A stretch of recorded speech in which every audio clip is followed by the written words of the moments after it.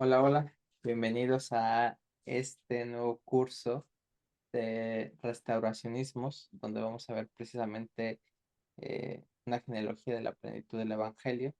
Vamos a explorar diversos temas, sobre todo los pertinentes a la restauración y ver cómo por un movimiento que se fue desenvolviendo, ¿no? Que no fue de la nada.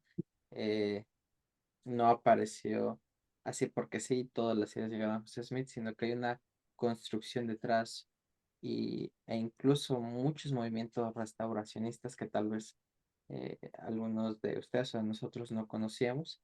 Entonces, nuevamente el instructor de este curso es Juan Reta de nuevo. Entonces, Juan, de tiempo. Igual, recuerden que es pues un curso, una clase, entonces pueden levantar la mano, participar y hacer preguntas para que se vuelva más dinámico. Sí, Bueno, gracias. Buenas noches. El antecedente de este curso es nuestro segundo episodio sobre los pilares del cielo. Les pusimos la masonería y la restauración. Así que si lo gustan ver, lo pueden ver. También tenemos un episodio sobre el mormonismo y la cábala. También si lo gustan ver. También está muy relacionado. Y y nuestros episodios, los primeros dos episodios del discurso de Kim Follett, que también están relacionados con los temas que vamos a abordar. He querido llamarle genealogía porque es la metodología que utilizo, aunque en la divulgación le hemos puesto construcción o cómo se fueron construyendo. En realidad nosotros, no tengo yo una visión constructivista de la historia, tengo una visión genealógica de la historia.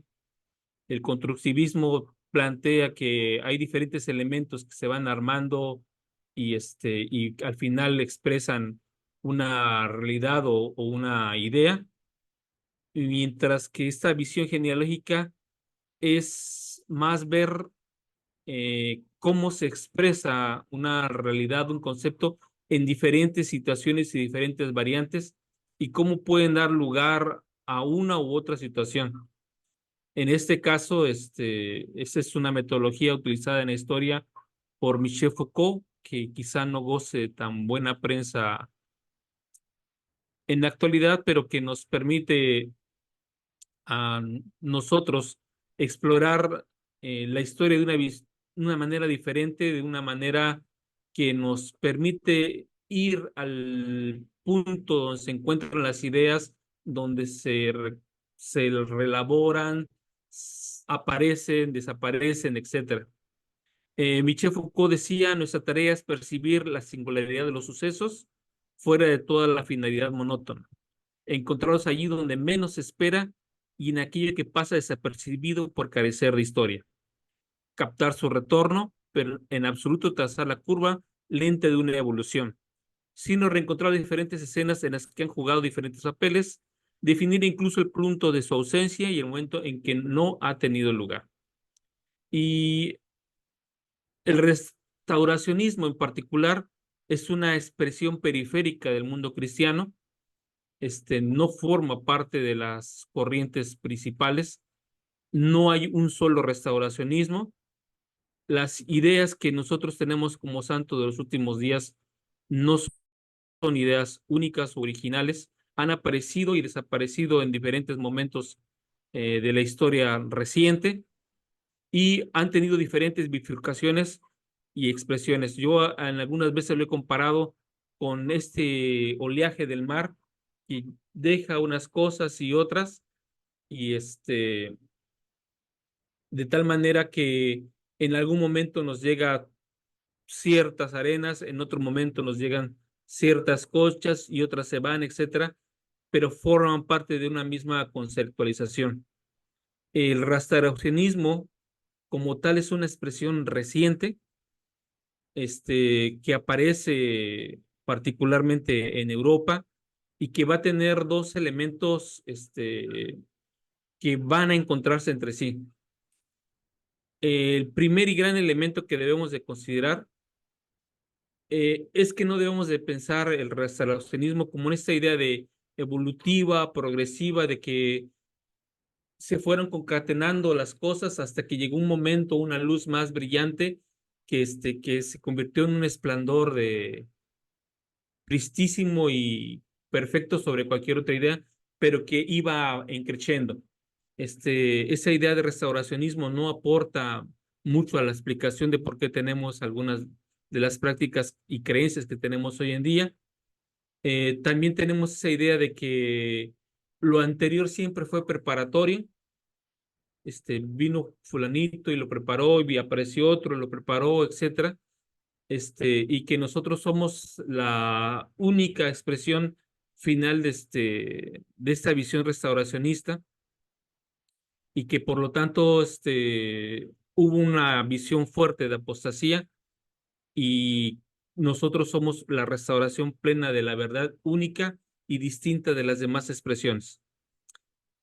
Esta idea que nosotros a veces nos planteamos y como nos definimos como religión, es muy común de otras expresiones religiosas, y tienen sus puntos de encuentro precisamente en el momento que nos vamos a plantear que aparece. Los restauracionismos generalmente aparecen en periodos de crisis. Ya los apóstoles hablaban de restaurarás todas las cosas en esta época, le preguntaban a Jesús, y él les decía que no era el tiempo para saberlo de esas cosas. Y esta idea de restauración estaba enfocada principalmente porque los judíos tenían una seria crisis nacional, una seria crisis de identidad, y obviamente para ellos era un momento en la historia bastante crítico, y tenían la necesidad de que apareciera una visión de restauración en su época. Entonces, restauracionismo visiones apocalípticas de la historia generalmente van ligadas de la mano, y en el punto de la historia que nos encontramos es en el punto de surgimiento del capitalismo. El capitalismo, con toda su reingeniería de la propiedad, con toda su reingeniería de las relaciones sociales, va a provocar una seria crisis en el orden establecido, en la forma en que las personas se visualizan en el mundo, y por lo tanto la función que cumple la religión en sus mundos, en sus visiones de las cosas. Eh, Nadie se va a plantear en serio una idea de restauración hasta el advenimiento de las relaciones sociales y económicas del capitalismo. El capitalismo va a desaparecer en muchas formas, la forma en que se tiene la propiedad de la tierra, la forma en que se establece relaciones entre las personas, entre las parejas, entre las familias, entre los señores, y por ende también en su religión.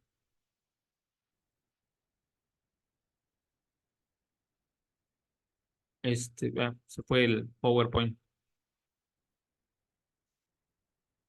Bueno, en lo que subo el PowerPoint lo comparto.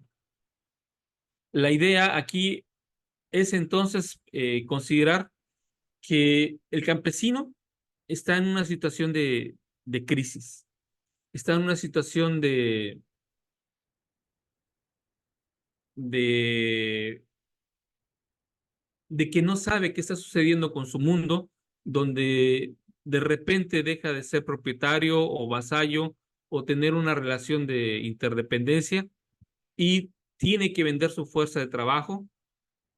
Está perdiendo su identidad porque la identidad estaba relacionada eh, con los mecanismos establecidos para eh, reproducir la riqueza, para tener familias, etcétera, y la religión no está correspondiendo a las necesidades que tiene este campesino, y lo mismo está sucediendo con los señores feudales, que no tienen una identidad que les permita a ellos ubicarse en nuestro nuevo mundo. La religión, que sigue siendo propietaria de bienes y de tierras, eh, no ofrece a estos dos grupos una solución, porque se ve acotada y va a tener suficientes guerras que en el futuro disminuirán los poderes de la iglesia hasta convertirse en aquellos poderes que son parte de los movimientos de reforma, en donde también pierden sus propiedades, pierden su lugar en el mundo y por lo tanto hay una crisis. Y dependiendo del nivel de la crisis, van a aparecer visiones apocalípticas del fin del mundo y van a buscarse culpables por los cuales el mundo que conocen ya no funciona. Y para ello se van a dar dos visiones de restauración. Unos, los que esperan buscar prístinamente el fundamento cristiano que mantenía hasta ese entonces la sociedad, y otros que le van a llamar renacimiento, que tratan de recuperar aquello del pasado para darle sentido al nuevo capitalismo que está incorporándose a la sociedad. Estas dos formas de restauración van a chocar y finalmente el advenimiento del capitalismo va a absorber cualquier expresión religiosa y la va a acotar a sus límites, a sus necesidades y a las formas que el capitalismo necesita para desarrollarse. Y por lo tanto, la expresión más acabada de esa tradición cristiana va a considerarse espuria, se le va a llamar apóstata, y por otro lado, en muchos de los casos, la iglesia dominante en ese entonces va a tratar de asimilarse a los mecanismos tanto del Renacimiento como del capitalismo. Voy a compartir el archivo.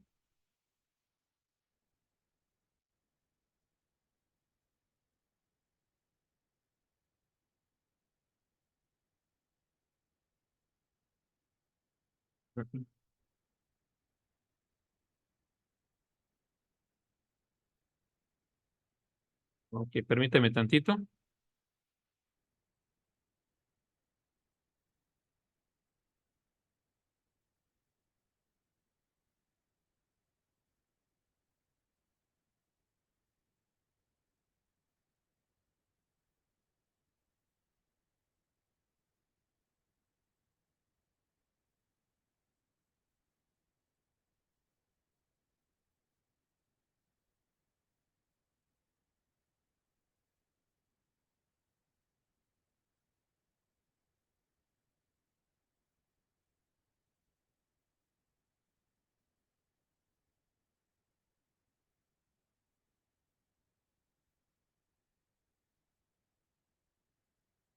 Veo mi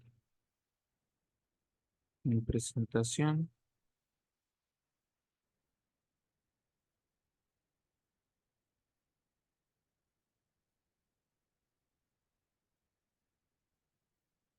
Entonces, aquí la idea es considerar que el pensamiento restauracionista es parte de las necesidades que responden a una sociedad en crisis, es una búsqueda de lo antiguo como fundamento para enfrentar la disonancia cognitiva que les pudo haber causado a la sociedad medieval y las transformaciones que fuertemente iban ocurriendo. Y por otro lado, tenemos a otra sociedad que se está redescubriendo a sí misma, que se está reinterpretando y que son los judíos.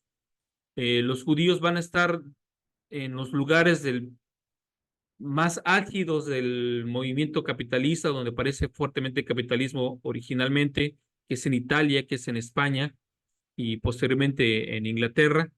Y ellos como apátridas, como personas que están en constante movimiento y que son expulsados de uno u otros reinos, se van a encontrar con la misma necesidad de crear una identidad a partir de restaurar lo que ellos sienten que forma parte de su tradición. Y estos dos puntos de restauración se van a encontrar en, en diferentes expresiones que vamos a ver a lo largo de este curso y que van a permitir posteriormente fluir a lo que conocemos como el cristianismo y posterior al protestantismo. Porque de hecho el movimiento restauracionista es, por un lado, una expresión diferente del protestantismo, aunque el protestantismo sería una suerte de restauración limitada, este, el protestantismo es altamente racional, altamente explicativo para los fundamentos y la operación del capitalismo, y por lo tanto, generalmente el restauracionismo va a aparecer como una forma de expresión contraria a la reforma en sí y a los cambios que están implementándose en la Iglesia Católica. También va a ser una forma de incluir diferentes elementos y criterios que las personas consideran que son la base de una tradición más antigua y van a traerla de nuevo a nosotros, a diferencia del protestantismo, que solamente desea establecer una simplificación de los procesos rituales, un mayor difuminación de cierta moral y ética que sirva a las clases dominantes en la producción y que limite en cualquier aspecto los espacios de la religión en la vida pública y que esta participación sea privada. Eh, no van a ser los protestantes los que van a llevar a cabo avivamientos religiosos, van a ser diferentes expresiones de grupos restauracionistas y radicales los que van a ser constantemente emisarios de predicaciones, de emisarios de nuevos fines del mundo, de recuperaciones de Sion, de construcción de utopías, etcétera, mientras que el protestantismo va a estar fuertemente ligado a los estados nacionales, al poder político y a la identidad que va a conformar lo que ahora es la Europa, pero la Europa como Estado nacional. Entonces, la reforma protestante en Inglaterra es una reforma de Estado, la reforma luterana es una reforma de Estado y por supuesto la reforma calvinista es la creación de un Estado dentro de otro Estado, pero con estos tintes de producción capitalista porque los señores están incorporando a una nueva dinámica, mientras que las personas han dejado de tener tierras, han dejado de tener incluso sus relaciones familiares y solamente tienen la fuerza de trabajo con la que están en las ciudades, hacinados en una extrema pobreza y buscan respuestas para sus situaciones. Eh, Dentro de ello, va a haber un resurgimiento de la tradición platónica y aquí es importante que lo veamos como parte del basamento de todo movimiento restauracionista y por supuesto de la visión y de la conformación teológica e ideológica de José Smith. No podemos entender la restauración manifestada a través de José Smith sin las fuertes raíces platónicas que esta restauración tiene. Eh, Platón ya ha influenciado muy fuertemente a los primeros cristianos. Muchas de las discusiones platónicas ya están presentes en los evangelios, en las epístolas, y por supuesto el libro de Apocalipsis es un libro que abreva profundamente de Platón y de sus expresiones y que lo combina con la religiosidad y con la tradición judía del templo. Esta combinación va a pervivir de muchas maneras y en palabras de Stephen F. Fleming, él comenta que la búsqueda religiosa de Smith fue restaurar lo que él llamó la plenitud del evangelio o la verdad completa que faltaba en las iglesias contemporáneas e incluso en la Biblia misma. El libro de Mormón dijo que restauró muchas de esas verdades perdidas y muchas de las doctrinas adicionales del libro de Mormón que no estaban explícitamente en la Biblia eran platónicas. Entonces, aquellos elementos que aparecen en el libro de Mormón como restauración son o se pueden leer en términos platónicos. Los temas cristiano-platónicos se hicieron aún más evidentes en las últimas revelaciones de José Smith. Están muy presentes en el libro de Abraham, están fuertemente presentes en los discursos de Keith Follett y por supuesto en las ceremonias de la investidura del templo y otras formas de organización que emprendió de 1842 hacia adelante. José Smith probablemente se basó en fuentes particulares para el cristianismo cristiano no debemos de pensar que José Smith no fue ajeno ni un desconocedor de estas fuentes, y incluyendo el universalismo que le llegó por su padre y por las conexiones religiosas de sus familiares, los visionarios como John Dee, que son de los primeros en mezclar la idea de la alquimia con piedras de vidente, con revelaciones, con Jay Lead, particularmente quienes puedan leer las obras de Jay Lead. Más adelante, en uno de los episodios, desglosaremos algunos de los elementos relacionados con ella. Sugiero que lo hagan porque Jane Lead, como profetiza y como heredera de esta corriente, va a tener muchos, pero muchos elementos en común con José Smith. Es poco conocida porque es un movimiento que no triunfó, es un movimiento anecdótico, pero es el puente que une a la masonería con el mormonismo, por ejemplo, y con otras corrientes que han surgido en esta visión restauracionista. Obviamente, las descripciones de la Cábala, el misticismo judeo-platónico y descripciones de los platónicos cristianos alejandrinos, que se conoce como los neoplatónicos. El objetivo de la doctrina de Smith fue cristiano-platónica, y como cristiano-platónica tenemos algunos elementos que son distintivos tanto del platonismo como del neoplatonismo. Uno, que es llegar a la presencia de Dios. Las almas están aquí por un propósito, y ese propósito es que puedan elevarse y convertirse en dioses y morar en la presencia de Dios.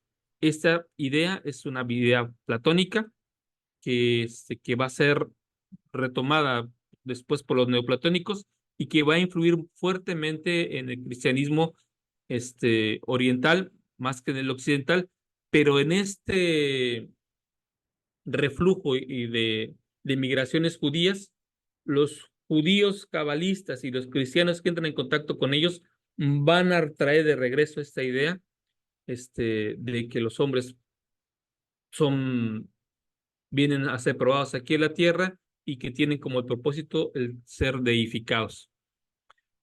Entonces, alcanzar un estatus divino, Smith utilizó en todo este proceso la idea de la palabra plenitud. José Smith también buscó restaurar los faltantes, ritos faltantes, además de las verdades faltantes, y usó la palabra plenitud para escribir esta búsqueda también.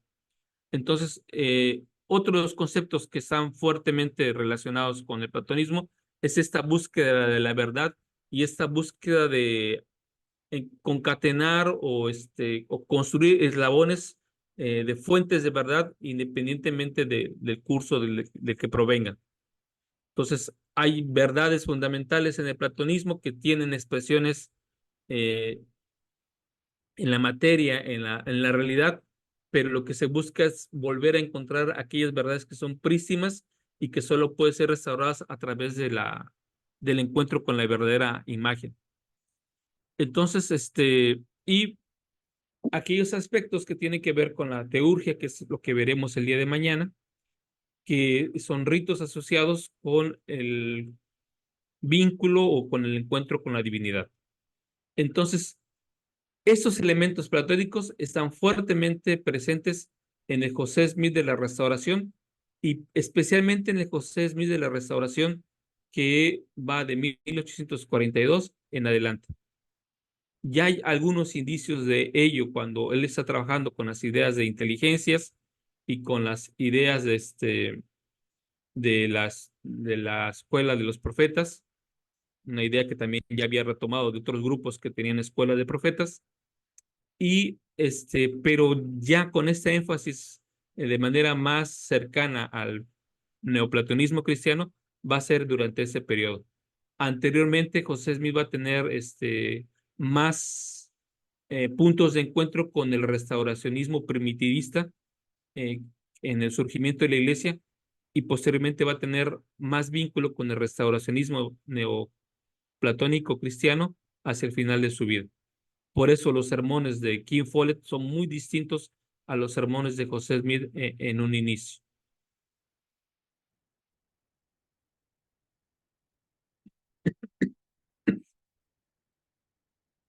Entonces, ver las prácticas populares, el utopismo, los rituales del templo, la soteriología, las prácticas maritales y la ambición política de José Smith a través de un lente cristiano platónico nos permite ver las conexiones subyacentes que hacen inteligibles muchos aspectos dispares y peculiares de los primeros tiempos del mormonismo.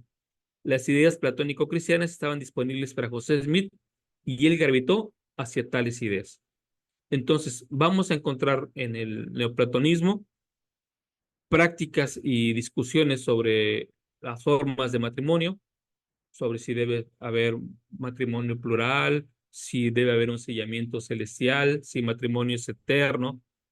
En esta discusión de si José Smith debía ser rey o debía ser presidente, si todo este asunto del concilio de los 50, el quórum de los ungidos, todas estas cosas tienen su correspondiente en diferentes expresiones del neoplatonismo cristiano, como vamos a ver durante algunos desarrollos de este curso. Entonces, el platonismo cristiano tiene una serie de principios, incluyendo la preexistencia del alma, va a estar presente en todos los neoplatónicos cristianos, la edificación, todos los neoplatónicos cristianos van a hablar de que el hombre puede llegar a ser como Dios. Va a haber variantes en la forma en que se puede llegar a ser como Dios, desde unirse a la deidad, como ser un Dios menor que va progresando, pero a la vez el Dios mayor va progresando, que es una idea que aparece, por ejemplo, en Franklin y en Newton. Va a haber esa idea de que el hombre llega a ser divino, pero siempre es un ser divino acotado en algunos casos, y otros donde es, al ser parte de la divinidad, vuelve a la misma tal y como vino en un principio, y en otros casos se diferencia y cada uno de estos dioses llega a ser imagen del primer dios o de la imagen existente. Esa es parte de esa corriente. El utopismo, todos esos movimientos van a estar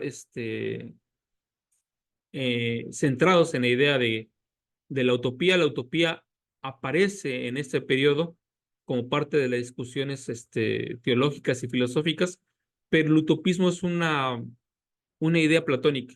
Esta idea de establecer una ciudad santa regida por reyes sabios y nobles y las gentes dirigidas bajo un bien único es una idea platónica que los cristianos restauracionistas van a hacer popular y van a expresarlo de muchas maneras. De este mismo va incluso a abreviar posteriormente cierto tipo de socialismo, cierto tipo de anarquismo, y en el fondo es la idea que subyace en el Estado y la expresión comunista en Marx. Entonces, pero abrevan de estas corrientes que son judeo-cristianas mezcladas con el platonismo y por lo tanto la idea de ciudades santas o ciudades dirigidas por profetas o ciudades establecidas en una nueva Jerusalén o llamada Sión no son únicas ni originales en el mormonismo, sino de hecho son las últimas expresiones de diferentes intentos y diferentes formas de elaborar esta idea. La idea de matrimonio celestial, que va a estar presente también en algunos de estos autores cristianos, empezando por Swedenborg, o por Jane Lead y por otros, y con esa idea de que el matrimonio debe ser eterno, y en algunas expresiones incluso cabalísticas va a estar esta idea de matrimonio eterno. La idea de salvación universal o cuasi universal que está expresada en Doctrina y Convenio 76, que es particularmente parte también de estos movimientos. Y los platónicos cristianos tendían a creer en un universo animado con poderes de un mundo invisible y en la superioridad de este mundo invisible que normalmente era inmaterial. Esto se expresa en los trabajos, por ejemplo, de Pratt, cuando está discutiendo con Brigham Young, es esta idea de animismo, de la deidad que recorre todas las entes y que las inteligencias están en todas las cosas de manera atómica, etcétera, viene de ahí. Y había muchas variedades de platonismo cristiano, como las hay actualmente, y lo característico es que generalmente no había una iglesia, no hay una iglesia cristiano-platónica, no hay una iglesia que se ponga así, sino son modos de expresión, pero las podemos identificar por estos elementos. Entonces, el mormonismo temprano abrazó muchas de estas ideas, las incorporó, las reutilizó, las redefinió de otras maneras para darle su cariz único y finalmente en muchos de los casos las abandonó para crear una nueva teología y una nueva perspectiva que nos viene ya de manera cimentada con B.H. Roberts y con una nueva generación de teólogos que van a abandonar muchas de esas ideas y muchas de las visiones restauracionistas que podían haberse expresado con José Smith o con los intentos teológicos de Brigham Young o de Parley P. Pratt. Entonces, no sé si hasta aquí tengan algún comentario, alguna pregunta. Veo ahí en el,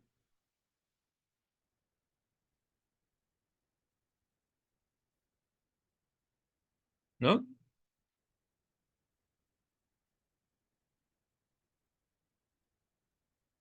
Bueno.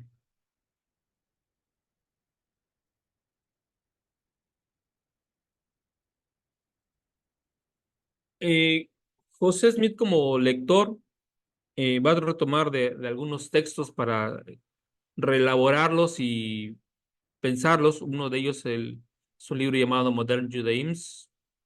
Este, Él va a reexpresar de una manera positiva. Este libro identifica algunos de los elementos que critica a los judíos, pero que curiosamente se parecen a las respuestas que da el libro de Mormón. Entonces, el libro mormón incluye la idea de persistencia, la idea de una caída afortunada, la importancia del cuerpo, los humanos logrando un gran poder para llegar a ser como dioses, un conocimiento especial que se relevará a solo algunos elegidos y el rechazo de la sola escritura.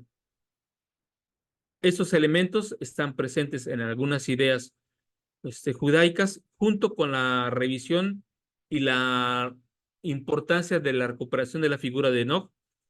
Ese no que está en los escritos del segundo periodo del templo va a ser recuperado, va a ser reescrito y reinterpretado tanto por judíos como por esa parte de corrientes cristianas donde no toma una gran relevancia y no es extraño que José Smith recupere y reinterprete esa figura de Enoch tomando parte de estos elementos que están a su alcance y a su disposición. También está esa idea del Dios en forma humana y en algunos trabajos, particularmente cuando se cita en este libro, también encontramos a Dios llorando como en el libro de Enoch. También aparecen las primeras revelaciones que incluyen el infierno como algo que es una purgación temporal y postmortal. O sea, no se queda uno para siempre en el infierno. El castigo sin fin es castigo de Dios, no es un castigo para siempre y la recuperación de varias ideas que están en el libro de Abraham, donde obviamente tenemos un concilio de inteligencias que descienden, que son probadas y finalmente son elevadas de nuevo a cuenta a un mundo, pero ya como deidades. Y obviamente el rechazo a la excreción ex nihilo y algunas similitudes que vamos a encontrar con la Cábala y algunas expresiones religiosas. ¿Sí, Sofía? Hola, buenas noches. Yo tengo una pregunta. ¿A qué te referís con el libro de Enoc recuperado por el profeta? ¿Lo que está en el libro de Abraham? Sí, nos referimos a parte del libro de Moisés que aparte tiene elementos que se relacionan o se explican solamente si tú te vas a las otras fuentes de los libros de Enoch que están disponibles para esa época. Durante mucho tiempo se pensó que José Smith no tuvo acceso a los libros de Enoch. Hoy se sabe que tuvo por lo menos versiones que llegaron hacia 1826 disponibles en su región. Tuvo también acceso a él en la enciclopedia, resúmenes de los mismos, y esos mismos resúmenes que se encuentran en la enciclopedia de Dobson son los que José Smith expande y reinterpreta en el libro Moisés y que corresponden a una literatura de Enoch. Enoch siendo un profeta antes del diluvio, construyendo una ciudad de Sión, predicando para toda su posteridad, viendo al Salvador, viendo a Dios llorar. Esos elementos ya están presentes en las discusiones tanto de judíos como de algunos sectores cristianos que también están redefiniendo a Enoch. Y en algunos textos de Enoch y en algunos textos de Adán y Eva, en versiones eslavas, tenemos también esta idea de Adán viniendo de otro mundo, vestido aquí con luz refulgente, un diálogo con Lucifer, donde Lucifer le dice que esto que está haciendo, que tome de fruto, porque esto es lo que se ha hecho en otros mundos, viene de estos textos y es recuperado por José Smith como parte de su visión de la restauración. Entonces, esa parte de Moisés es lo que conocemos como el Enoch de José Smith.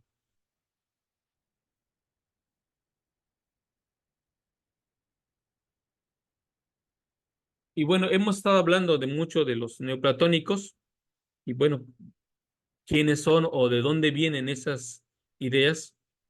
El primero de ellos, como platónico como tal, es Plotino, data del 205 al 270.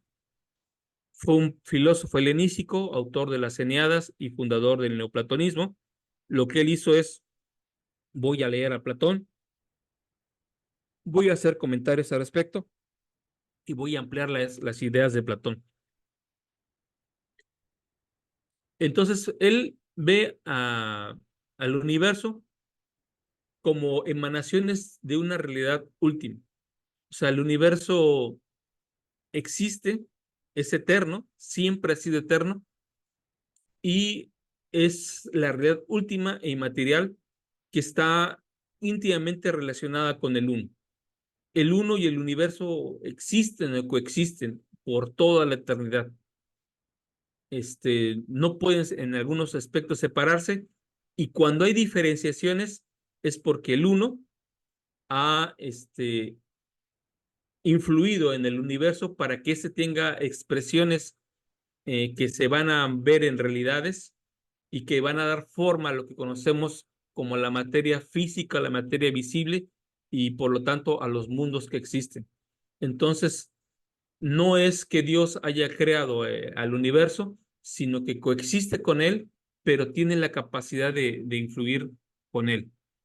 Y no solamente Dios existe por sí mismo o solamente el universo existe por sí mismo, sino también el alma, esa parte que llaman psique, existe por sí misma y puede expresarse y ser gobernada a través de ser imbuida en la materia, y al darse el alma, la psique en la materia, por lo tanto le da vida.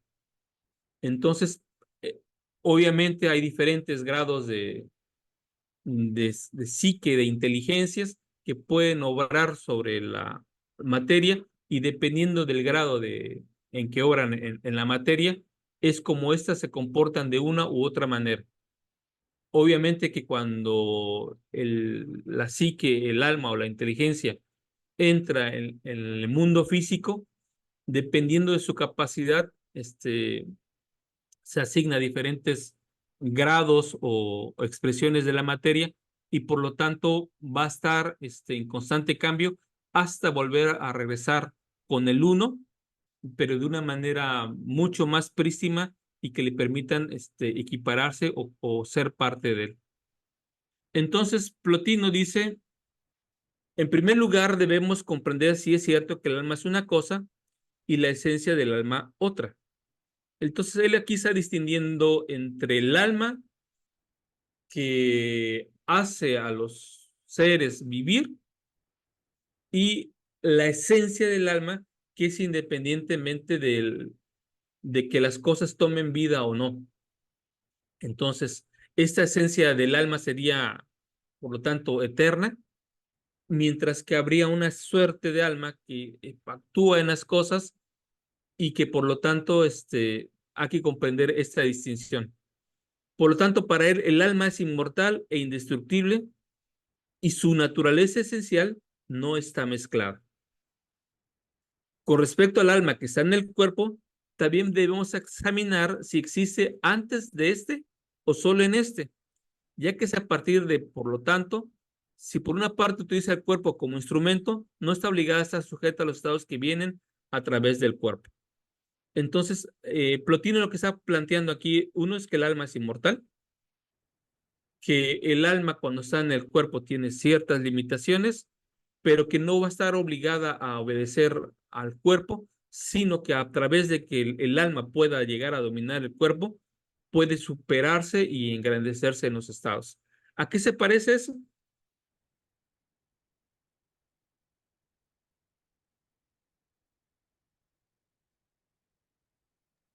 Bueno, se parece a el plan de salvación, o sea, lo que se nos explica siempre en la iglesia, de que Ajá. tomamos un cuerpo terrenal, inmortal, para poder dominarlo. Ok, bueno, estas ideas ya están presentes en Plotino. Plotino no es cristiano, pero cuando se funda el cristianismo con el platonismo, esto va a ser bastante cristiano o va a ser parte de una corriente cristiana. Plotino también dice, en primer lugar, debemos comprender si es cierto que el alma es una cosa. Bueno, se repitió. Si suponemos entonces que ser feliz es una meta cierta, es decir, la meta última del deseo natural, estaríamos en ese caso dotados de felicidad, los que lo consiguen, es decir, los que llegan a la plenitud de su desarrollo. Entonces, ¿a qué le suena esta idea de Plotino? ¿Cuál es el propósito de la vida? Ser feliz. Bueno, para Plotino igual es el propósito de la felicidad y cuando la tienes en tu estado pleno, has logrado el propósito que tienen las almas, el ser feliz. Pero a ver, Entonces, ajá. esto también viene pues desde Aristóteles, ¿no? Ah, sí, porque Plotino trata de reconciliar a Aristóteles con Platón. Entonces, en esta parte de la reconciliación, une esta idea de las almas con la idea de la felicidad de las mismas. Sí, porque igual Pero con respecto al alma, ¿no? O sea, sí, es el sería, alma en su plenitud y su desarrollo, sí. es Aristóteles, y después yo me atrevería a decir esta parte de que el alma, el cuerpo y no es malo, pues Tomás de Aquino que retomando a Aristóteles. Retoma Aristóteles, así es. En Timeo, al hablar de este universo, lo alaba y dice que es un Dios feliz. Y ojo, porque aquí en esta corriente hay un universo, pero conocido, pero puede haber otros universos donde otros dioses estén rigiendo en el mismo. Y dice que es un Dios feliz y que el alma fue dada por el bien, por el buen artífice, para que ese universo pudiera ser inteligente. En otras traducciones habla, en lugar de inteligente, pone un puesto de inteligencias. Y sin alma no era posible que lo fuera. El alma del universo entonces fue enviada a él por el Dios para esto, y el alma de cada uno de nosotros fue enviada para la perfección del universo. En esa idea de Plotino es, nosotros estamos en esta parte del universo y estamos interactuando con el universo, porque cuando nosotros nos perfeccionamos, perfeccionamos también al universo. Y mientras más perfecto sea nuestro estado, más perfecto es el universo donde estamos interactuando. Al redimirnos nosotros y elevar las almas, elevamos también el universo existente. Entonces, mientras las almas van superándose y progresando hasta llegar a su pleno desarrollo, el universo donde han estado interactuando se eleva con ellos de tal manera que solamente pueden soportar o vivir en este estado de felicidad las almas más puras en estados de universo más puros. Entonces, hacia abajo hay niveles de descenso donde la perfección no está alcanzada, donde el universo tiene incompletud, donde las almas están limitadas en su crecimiento, etcétera, y por lo tanto no son felices.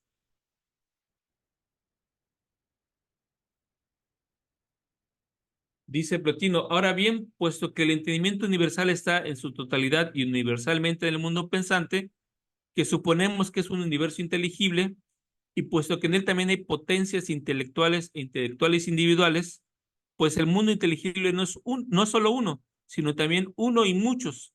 Tenía que darse el caso de que hubiera muchas almas y un alma con las muchas almas diferentes que provienen de la una.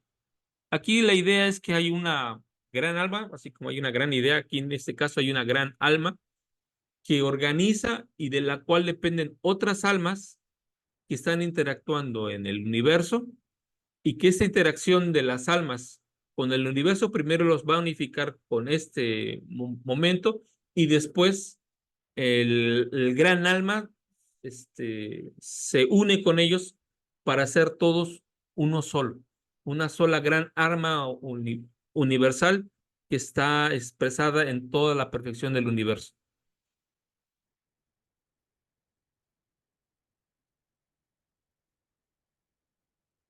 Entonces, las almas individuales no solo ejercen un deseo intelectual de volver a aquello de donde vinieron, sino que también tienen un poder dirigido hacia aquí abajo, como una luz dependiente del sol de arriba, que no envidia su generosidad con lo que viene después de ello. Pero no tienen dolor si no permanecen con el alma universal en el mundo inteligible, gobernando el cielo con toda esa alma, como todos los que viven con ella, el rey de todos, participando en su gobierno, pero no ellos mismos descendiendo de los tronos reales. Entonces aquí ya vemos que hay una jerarquía de almas y que hay algunas almas que pueden gobernar, y esas almas son las más inteligibles, las más prístimas, y hay un rey de todas las almas que los gobierna y que dependiendo de la jerarquía que ocupen, ocuparán o descenderán en diferentes niveles y tronos, o potestades, o como querramos decir. Y en algunos casos, distingue esta idea de, o hace que lo inteligible sea la luz. Entonces, es esta idea de la luz, la gloria de Dios es la inteligencia, es esta idea de la luz que se le da a las inteligencias en la idea de Plotino. Por lo tanto, el alma es divina y viene a estar en un cuerpo desde las regiones divinas anteriores, puesto que es un Dios de menor rango, viene aquí por una inclinación autodeterminante y por razón de su poder y para ordenar lo que viene después de ella. Entonces, las almas, los espíritus, las inteligencias son divinas, toman un cuerpo desde donde vinieron a esta región, siguen siendo dioses, pero son un dioses de menor rango porque todavía no se han elevado, y finalmente van a través de su autodeterminación, a través de su desarrollo, a través del poder que ellos tienen, van a lograr finalmente tener orden en esta vida y posteriormente volver a ascender como almas, pero con plena divinidad. En algunos casos, esto va a aparecer en el desarrollo teológico de los santos de los últimos días, ya sea como una progresión eterna hasta llegar a la máxima potencialidad de cada quien, o en las palabras del hermano Kimball, este, como como el alfarero que tiene que estar rehaciendo y deshaciendo cada cierto tiempo aquellos que han sido probados hasta que en esta vida se perfeccionen y finalmente puedan heredar el reino que les corresponde. Entonces veo por ahí un comentario. Sí, digo, lo mandé yo Ujú. Ah, de sí, digo, la, ajá, de esa parte ujú. anterior donde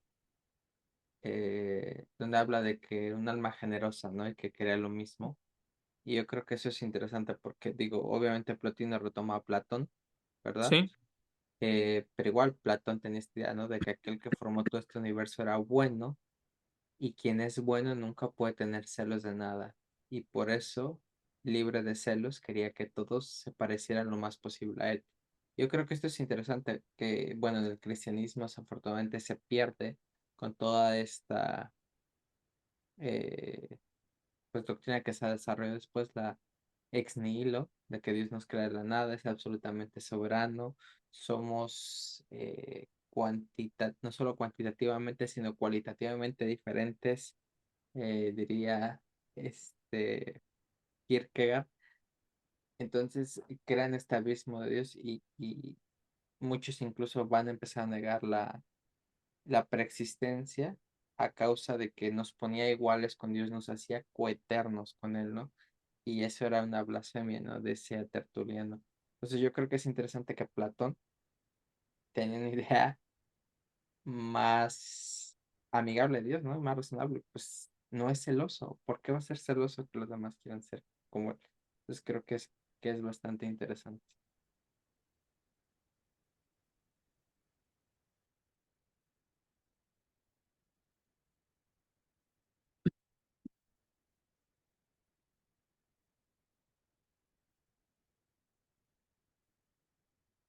Dice Plotino, si pues tuviera que suceder que no hubiera una sola cosa, pues si la hubiera existido, todas las cosas habrían estado ocultas, y en esta única cosa que no tenía ninguna forma, y no habría existido ninguno de los seres si el uno hubiera permanecido en sí mismo, ni la multiplicidad de esos seres engendrados a partir de uno. ¿A qué le suena esta historia, este texto de Plotino? Un Néfidos. Segunda de Néfidos, ¿verdad? Entonces, esta idea de que si no hay una contradicción, Plotino dice que es necesario que haya oposición en todas las cosas, y si no, en este caso, Dios habría permanecido como muerto, no habría, si no hay multiplicidad, si no hay engendramiento, si no hay caída, no puede haber progreso de las almas, que es lo que nos está planteando aquí Plotino. Y Plotino también afirma la naturaleza de la materia es eterna y no le es posible, puesto que existe, no participar de lo que dispone que es buena para cada cosa. Entonces, la materia es eterna y además tiene propósito de dirigirse hacia el bien. Entonces, si la materia es eterna, Dios no crea la materia, pero participa en constante reflujo e intercambio con la materia, con el universo. Pero la materia tiene ese carácter de eterno para Plotino. Dice también Plotino, la parte más bella del mundo sensible es pues una manifestación de lo mejor entre los inteligibles, de su poder y de su bondad, y todas las cosas, tanto sensibles como inteligibles, están eternamente conectadas, existiendo los inteligibles por sí mismas, o sea, las inteligencias. Las cosas que participan recibiendo siempre su existencia de ellas, imitando la naturaleza inteligible en la medida que son capaces. Cuando Dios o algún Dios enviaba almas al mundo del devenir, colocaba ojos portadores de luz en sus rostros. ¿Por qué? Porque en la idea de Platón es que las almas, las inteligencias vienen a la tierra, pero pasan por un velo del olvido. Pero dice Platino, bueno, sí pasan por un velo del olvido, pero Dios les coloca que puedan ver con sus ojos espirituales, ser portadores de luz y poder entonces eh, reconocerse y conocer cuál es el propósito que tenían aquí y por lo tanto reiniciar este camino de vuelta y dejar este mundo del devenir. Entonces, las almas que son iluminadas de esta manera, que son portadoras de luz, pueden guiar a otras almas y reencontrarlas y reconocerlas para poder emprender este camino de regreso, porque dice Platón y decían otros platónicos, habían perdido sus alas, pero a través de los rituales, a través de la teurgia, a través de otras cosas, van a recuperar esos poderes que les van a permitir regresar a la presencia de la divinidad.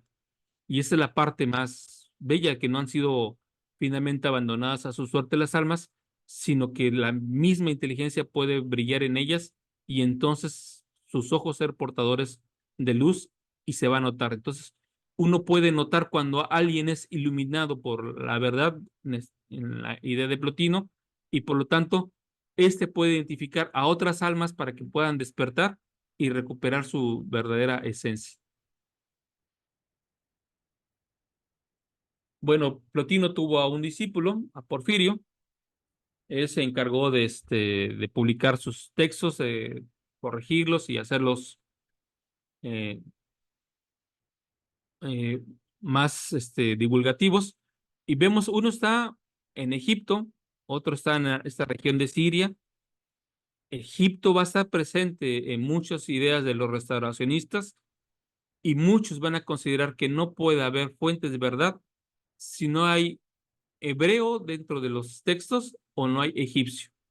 Y la combinación es de egipcio y de hebreo y de lengua adámica va a ser parte de muchas de las señales que van a dar los restauracionistas como señal de su identidad.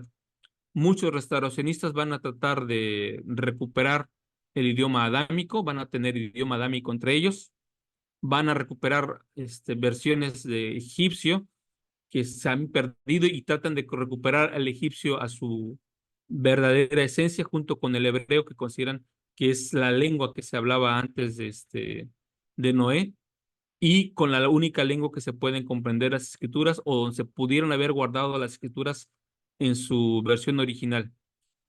¿Por qué? Porque en ese tiempo el latín va a tener mal prestigio.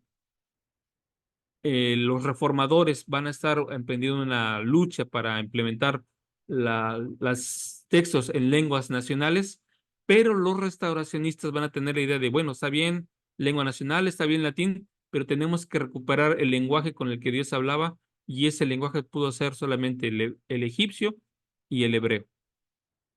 Y estas ideas, ¿en qué se parecen?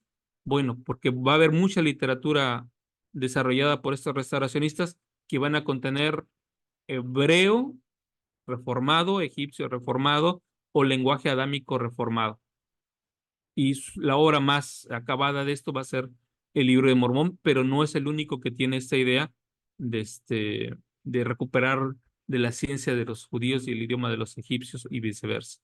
Entonces, ahí está presente, y para todo restauracionista que se precie en estos siglos 16, 17, este, es elemental. Entonces, Porfirio va a ser un continuador de esas ideas, y aquí quise recuperar una de las mismas porque es básicamente el argumento de Orson Pratt contra Brigham Young.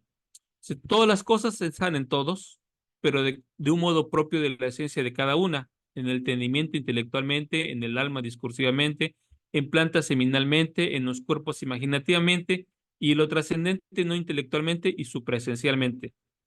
Las realidades incorpóreas en proceso de descenso sufren fragmentación y multiplicación hasta el punto de formar cosas individuales a causa de la disminución de la potencia.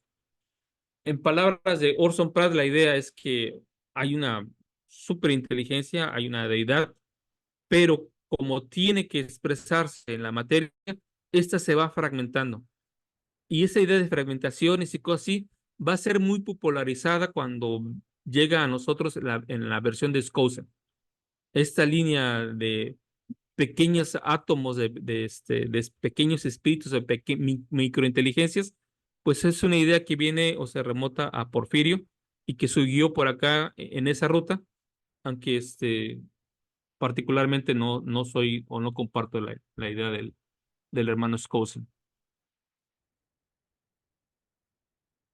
Y Porfirio también va a hablar acerca de este plano purificatorio.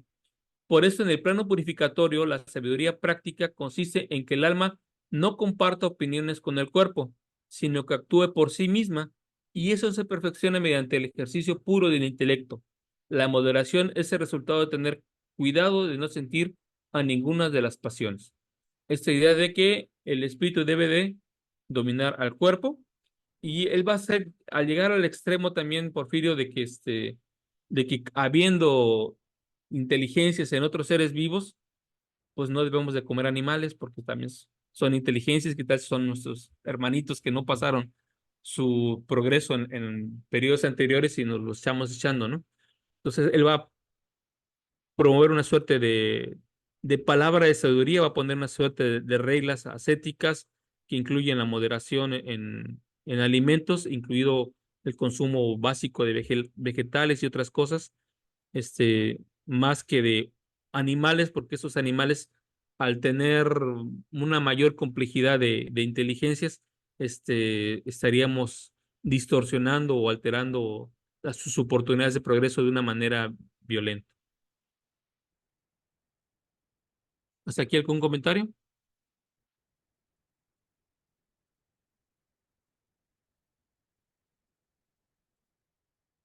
¿no? Bueno, aquí vamos a tener Sí, ya en perdón. este, Yo tengo ¿sí? una pregunta respecto a, bueno, los restauracionistas que buscaban recuperar el idioma adámico, el egipcio reformado, etcétera. Entonces, si cualquiera se preguntase de dónde saca José Smith que esos idiomas eran los que estaban en el libro de Mormón, em, uno se preguntaría entonces, ¿le fue revelado que eran esos idiomas? ¿O sacó esa idea de los restauracionistas?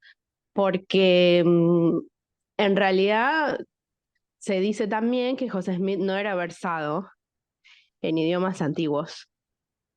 Entonces, la única forma de que él lo supiese, o sea, qué idioma estaba leyendo o traduciendo, era por medio de revelación. No sé si se entiende mi pregunta. Sí. Bueno, en la sesión 5 vamos a hablar básicamente de esas expresiones de restauración ya en América. Hablaremos acerca de no solamente de la hebraización de los indígenas, de la narrativa del Edén americano, de Adán y Eva en América, la tierra de la primera herencia, etcétera, las palabras de sabiduría, sino particularmente hablaremos de cómo diferentes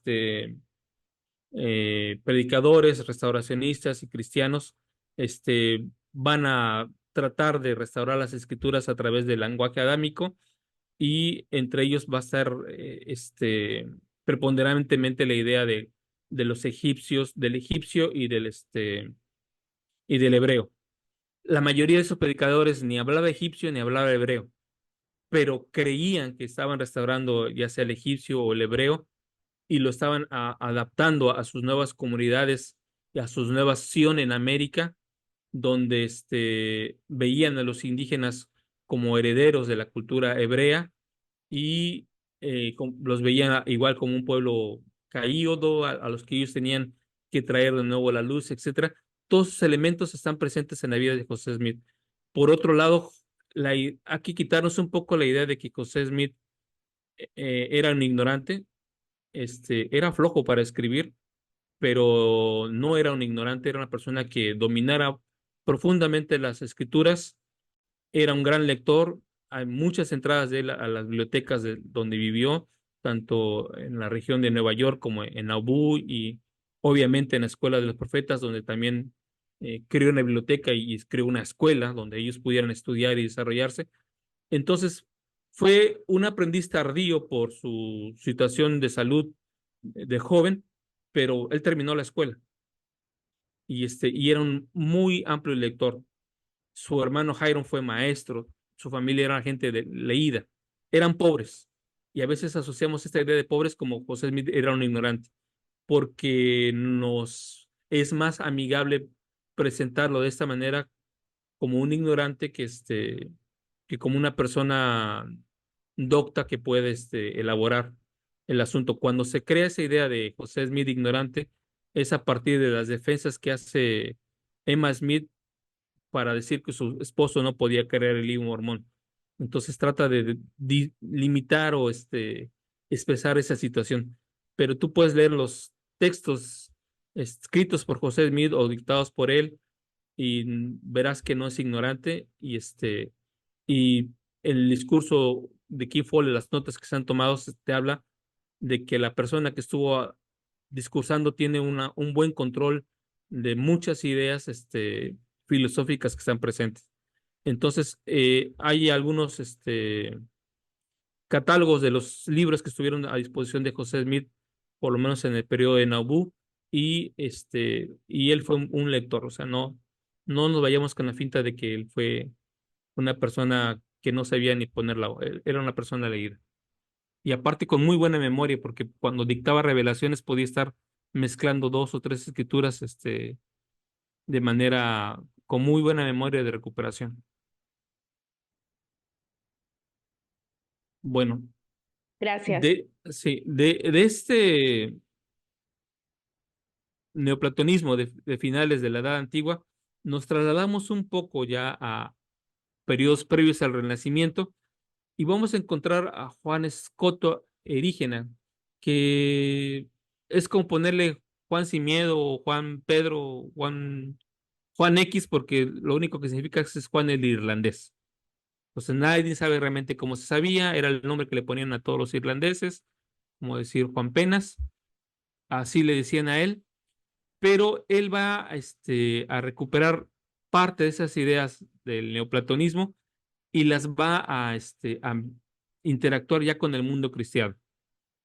Él va a escribir una obra de la división de la naturaleza y él tiene el propósito de, si en la naturaleza, o si la naturaleza tiene un carácter espiritual, y si nosotros somos espíritus, pero nuestras inteligencias son mayores o superiores a lo que no es movible, a lo que no tiene una expresión o sobre la cual se actúa, entonces debe de haber ciertos mecanismos, ciertas fórmulas por los cuales nosotros podamos controlar la naturaleza. Entonces, hay causas que son primarias. La causa primaria de todos es Dios mismo, pero Dios se manifiesta a través de nosotros y nos da a nosotros ciertos dotes de creatividad y de transformación de la naturaleza. Entonces, ¿qué idea va a estar más presente en la transformación de la naturaleza durante finales de la Edad Media y principios del Renacimiento?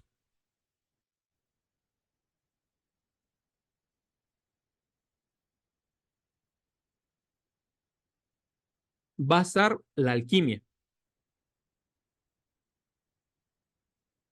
La alquimia no es nada más ese brujito de los pitufos echándole ahí agua y cosas al caldero, sino tiene una profunda relación religiosa.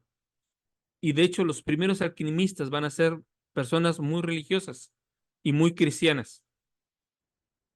¿Cuándo vamos a ver a la alquimia como algo, ya sea pagano o como algo tonto, etcétera? Cuando el discurso, del cientificismo y del positivismo ve a estas cosas como tontas, como locuras, como estupideces, y le quiten todo el carácter religioso y todo el carácter trascendente que tuvieron los alquimistas. Los alquimistas, obviamente sabían combinar metales, o sabían combinar ciertas cosas, pero el propósito de la alquimia no era solo esto, o la clásica de transmutar el mercurio en oro. Tenía una profunda idea de, a través del ritual, poder tener los poderes de la creación y a través de esos poderes de la creación poder dar vida y forma a la naturaleza. Entonces era una forma de prepararse para ser como Dios. Entonces el propósito del alquimista final era su propia transformación interna y la forma en que él podía, su alma, dominar a su cuerpo y por lo tanto trascender y estar preparado para ahora sí, con este control del alma sobre el cuerpo, poder transformar el universo. La mayoría de ellos no creía de que, mezclo esto, mezclo otro y ya conseguí el oro, ya conseguí esto, cosas así. Tenían este carácter más, dijéramos ahora, más esotérico. Entonces, para Juan Escoto, va a ser la idea. Hay en los hombres una esencia divina que se perdió por causa del pecado, se desprendió de nosotros, y entonces lo que debe de hacer la redención es que el hombre recupere esa esencia de Dios. El hombre era Dios, deja la caída, es purificado por medio de la redención y tiene que ser Dios. Y entonces, si es Dios, debe tener la capacidad de crear. ¿Cómo vas a tener tú la demostración o la prueba de que en ti ha habido una transformación plena? Porque tienes poder sobre la naturaleza. Entonces, cuando empiezas a controlar la naturaleza, tienes el poder de Dios. Entonces, eso es lo que está alegando Juan Escoto y muchos de los alquimistas. ¿Cómo se manifiesta que yo soy un hombre nuevo? Bueno, pues puedo transmutar esto de una manera diferente, puedo hacer esta reacción, puedo crear estos fuegos, puedo hacer algo diferente a lo que era la naturaleza antes. Entonces, en esto es el base de pensamiento alquímico que va a estar con árabes, con judíos y con estos cristianos que van a participar o que van a agregar a esto además el ritual. O sea, no solamente se trata de mezclar tal elemento con tal elemento a ver qué sucede, sino que debe de haber un ritual. Y ese ritual debe expresar la palabra. La palabra tiene un poder. Si yo conozco las palabras exactas, puedo llegar a tener controles sobre ciertas áreas de la naturaleza. Lo van a llamar magia, los detractores lo van a llamar poder, incluso poder del sacerdocio en algunos casos, los franciscanos que están muy metidos en esto, y y lo van a hacer así. ¿Sí, Enrique? Perdón, quiero aprovechar hacer esta pregunta. Las escrituras hablan que los hechiceros no entrarán a redenciones. Ahorita se me viene a la mente, ¿será lo mismo alquimista y hechicería? Y si, ¿quién sería un alquimista en estos días? Tal vez un laboratorio de metanfetaminas, no sé. A ver si no me salgo del tema. No, pues el laboratorio sería un químico, ¿no? Los alquimistas se distinguen de los químicos, por su visión espiritual de las cosas. No son hechiceros. La hechicería tiene que ver con prácticas relacionadas con la adoración o con cierto culto a dioses ajenos a la deidad suprema o directamente con otros dioses. Este, mm, ya desde la antigüedad se distinguía entre un hechicero y un filósofo, y un vidente y un profeta, incluso en la cultura griega. Entonces, el hechicero es aquel que hace uso de las artes malignas o maléficas para ocasionar daño a otro. En el caso de estos cristianos, ellos están tratando de tener una transformación personal, y una forma de que se visualice esa transformación es a través del control de la materia o de lo que sucede. Ellos no están tratando de hacer de daño a su vecino, a su, a sus conocidos o a su feligresía. Están tratando de transformarse y lo están haciendo a través de ritos. El rito va a ser algo que el protestantismo y el capitalismo va a totalmente denostar. Siempre que hay un rito, el mundo y la velocidad cambiante del capitalismo trata de que el rito tenga un carácter menor. O sea, ¿qué sucede actualmente? La gente quiere sesiones en el templo de 30 minutos, si es posible, lo más rápido posible, menos rito. Si, ¿por qué tenemos que hacer la Santa Cena todos los domingos de la misma manera? ¿No puede ser más breve? Domingos ahora de 2 horas. Que dure menos el rito, porque el rito, tiene un carácter contemplativo, tiene un carácter, está asociado a poder y está asociado a comunicación con la deidad. Entonces, cuando los alquimistas están realizando ritos y están a la vez haciendo sus prácticas químicas, obviamente es un periodo de reflexión, un periodo de concentración sobre sí mismo y sobre lo que implica comunicarse con la deidad. Muchos de ellos van a hacer largas oraciones o largos rituales que para nosotros ahora nos parecen despectivos, y porque ya no estamos acostumbrados ni al ritual ni a la repetición. De hecho, solamente en una fracción del templo es el único lugar donde tenemos este valor de repetir oraciones, muy propio del catolicismo, donde las oraciones se repiten y tienen ese carácter místico de unión, de comunicación uniformada con la deidad. Y no solamente pasa con nosotros, pasa con la mayoría del cristianismo moderno y posmoderno, donde la prisa y el predominio de los sentidos por encima del ritual es más evidente. O sea, tú vas a una reunión pentecostés y es una reunión de los sentidos. No hay casi rito. Y en nuestras reuniones sacramentales el rito casi ha desaparecido. Solamente se concreta al acto del sacramental y todo lo demás es una reunión que podrías tener en cualquier otra iglesia. porque, y en otras iglesias sucede que a veces su reunión sacramental es cada año, como los testigos de Jehová, que tienen su conmemoración una vez al año y no participa la gente. Entonces, en esta época de la alquimia está tratando de recuperar el rito porque el rito está siendo disputado. Los luteranos y los calvinistas están disminuyendo el número de sacramentos y por lo tanto el número de ritos. Están poniendo la misa de una manera vernácula, perdiendo todo su carácter secreto, sagrado y único. Y el catolicismo posteriormente va a perder también eso, van a tener misas más simplificadas, bautismos más simplificados, y en esa lucha por el rito hay grupos cristianos en esa parte que estamos hablando, cristianos neoplatónicos, principalmente franciscanos, que van a tratar de conservar el rito como parte de la identidad y como parte necesaria del cambio. Entonces, hechicería y o nigromantes son diferentes a los alquimistas. Pero pues nuestra visión moderna nos ha hecho meter a todos ahí. Y por eso tú ves a alguien con una piedra evidente y dices, este está loco, ¿no? Se cree en la brujería. Y es lo que creen muchos contemporáneos de José Smith, si no tienen el chip del ritual, ni el chip de la teurgia, ni la idea alquímica, que está muy asociada con la búsqueda de tesoros. Aquí tenemos a Pablo de Tarento, es otro franciscano del siglo XIII, otro alquimista. Él va a escribir la Suma Perfectionis y es uno de los libros de alquimia más leídos en Europa occidental y es el primero que nos va a presentar la idea de la piedra filosofal y va a defender a la alquimia con todo su carácter sagrado.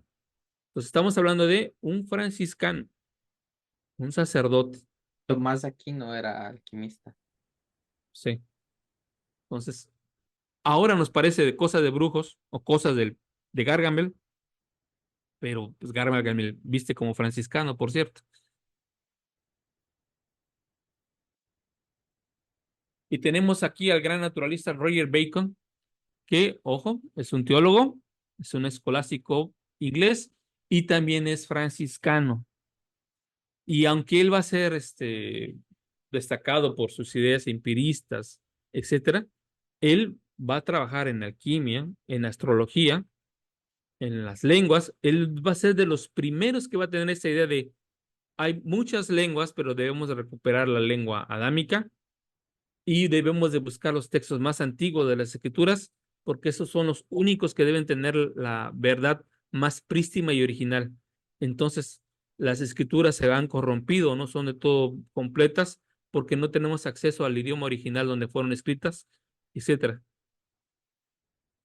Algunos van a empezar a llamar a lo que él hace magia natural, etcétera, pero él está hablando más bien de que el trabajo alquímico tiene que ver con la belleza, con la sabiduría y con la armonía, y toda esa armonía le va a llamar la ciencia sagrada, donde el ser humano va a ser parte central de ese modelo y va a tener su parte correlativa en el cosmos. Esta sigue siendo una idea, ya vimos, es una idea neoplatónica, esa unión del hombre con el cosmos en la manera que ambos interactúan y se van perfeccionando. Y Roger Bacon por eso es de la idea de que necesitamos disfrutar y tener la experiencia. No solamente se basta la experiencia intelectual, sino que si vamos a actuar con el cosmos, con la naturaleza, necesitamos tener la experiencia de la naturaleza, porque nuestros sentidos al pasar por el alma pueden dotarnos del conocimiento de la verdad, pero si solamente lo pensamos y no interactuamos con, con la materia, no vamos a tener la plenitud de verdad. También tenemos a Guillermo de Francia o Guillermo de Auvernia. A veces también fue un filósofo, fue un teólogo, un obispo de París y consejero de Luis IX de Francia. Él va a escribir algunos textos y va a hablar de la idea de que el alma es eterna, de que por lo tanto el alma lo que viene a tener aquí es la idea de tener un perfeccionamiento en el cuerpo, por lo tanto es organizado este cuerpo para que podamos potenciar la vida y para que el alma pueda tener su máximo potencial. ¿Qué tenemos entonces aquí? Tenemos a cristianos haciendo cosas que ahora para nosotros nos parecen ajenas, terribles, inicuas a lo mejor, y que no nos suenan cristianas, pero que están profundamente enraizadas con el cristianismo, y en este caso tenemos hasta obispos, franciscanos, que son los que van a venir después a América y son los primeros que van a tener la idea de que el Jardín de Edén está en América. Y, y esos cristianos van a tener suficiente influencia cuando venga la reforma en aquellos grupos periféricos. Porque, ¿qué sucede? Cuando nosotros concebimos la reforma, vemos a Lutero clavando sus 96 tesis, o vemos a Calvino creando sus sínodos, o vemos al rey Enrique VIII separándose de la iglesia a través de un decreto y creando una iglesia nacional, y pensamos que ya la gente a partir de ahí hizo el cambio. Y no, la gente no va a hacer el cambio así nada más porque de repente las élites hicieron cambios o reformas a su visión. El campesino que está en Francia o que está en Inglaterra o que está en Alemania sigue creyendo las mismas cosas que creía hace un día. Sigue creyendo en ángeles, sigue creyendo en visiones, sigue creyendo en apariciones, sigue creyendo en esas ideas del alma, sigue creyendo en que puede haber comunicación con Dios, que hay ángeles que le cuidan, sigue creyendo que hay escrituras que se pueden recuperar, sigue creyendo y con mayor vehemencia que debe establecerse un gobierno justo o una ciudad justa, sigue creyendo todas esas cosas, aunque sus iglesias de un día para otro se hayan cambiado. Y por lo tanto, como veremos el día de mañana, muchos de esos primeros restauracionistas que ya nos van a sonar más conocidos que esos antecesores, pues van a venir precisamente de aquellos que no van con la reforma y que no van con el catolicismo, aunque a veces interactúan con ellos. Van con ese cristianismo que está siendo abandonado. Es una forma de aferrarse al cristianismo que está eclipsándose por las nuevas ideas, pero ellos dicen, no, no, no, tenemos que rescatarlo y tenemos que restaurarlos. Para ellos, esta es la visión que tienen de la restauración. Y dentro de este juego de la restauración va a aparecer el Corpus Hermeticum. ¿Alguien sabe qué es el Corpus Hermeticum?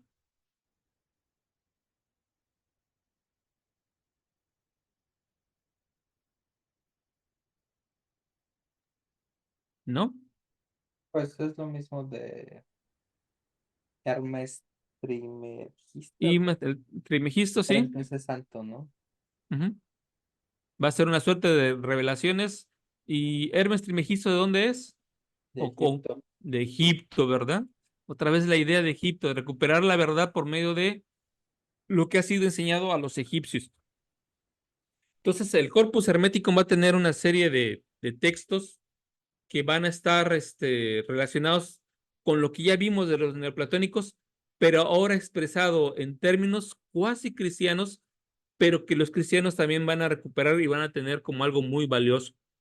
Entonces es el cuerpo del mensajero, es un mensaje, son profecías donde aparecen lo que es la naturaleza del carácter divino, el origen del universo, las razones de la caída, esta caída como con fines benéficos, lo que es la verdad y la restauración de la verdad y por lo tanto del bien y la belleza.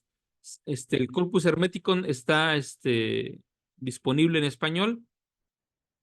Sugerencia, no lo bajen de sitios teosóficos porque esos vienen con adaptaciones a esas corrientes e ideas. Traten de buscar versiones académicas o de análisis académicos del Corpus Hermeticum.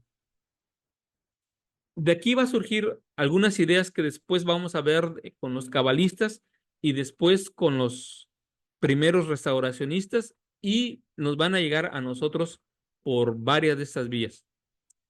Dice el Corpus Hermético, la divina inteligencia que era macho y hembra y existía como vida y luz, generó a partir de la palabra una segunda inteligencia que transformaba en Dios del fuego y del soplo creó a los 7 gobernadores que envuelven el mundo sensible dentro de los círculos, y este gobierno es llamado destino.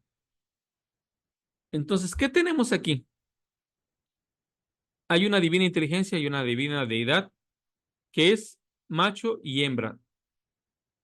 Muchos restauracionistas posteriormente van a tener esta idea de que Dios es hombre y mujer en una misma esencia. Lo mismo van a tener algunos alquimistas y también algunos cabalistas judíos.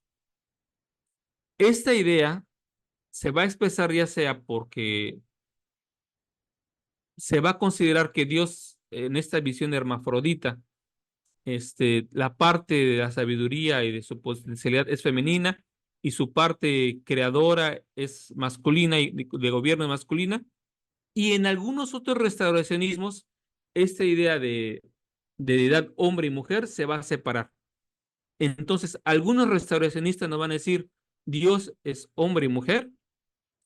Otros van a decir, Dios es hombre y mujer. Otros van a decir, Dios se expresó una vez como hombre y luego como mujer. Y por lo tanto, el Salvador una vez ha sido hombre y el siguiente Salvador va a aparecer en forma de mujer. Y alguna de estas variantes. Para todos estos, esta idea es de hombre o de mujer, ya sean unidos o ya sean en versión separada. Entonces, vamos a ver a algunos, por ejemplo, Swedenborg, más adelante va a tener esa idea de separada, hombre y mujer, o Jane Lead, que va a recibir revelaciones, sus primeras visiones van a ser porque se le aparece la Madre Celestial, esa versión femenina de como sabiduría.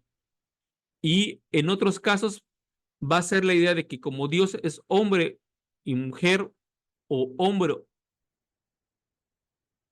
hombre y además mujer, por lo tanto, para que el hombre sea pleno, va a recurrir a tener que tener una suerte de un matrimonio que perdure para siempre, para que él pueda disfrutar de toda la divinidad, porque solamente se puede ser deidad siendo hombre y mujer.